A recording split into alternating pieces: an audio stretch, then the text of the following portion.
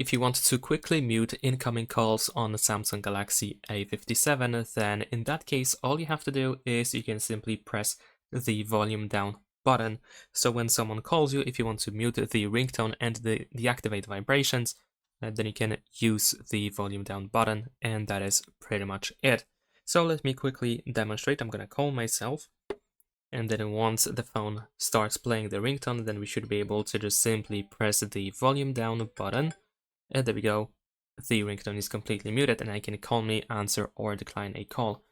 There is also a gesture, that is, you can, for example, cover the hand with the cover your hand, or just place your hand on top of the screen in order to mute the ringtone, or you can turn your phone face down.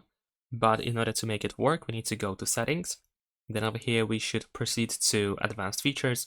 And then here in motions and gestures, we should be able to find mute with the gestures.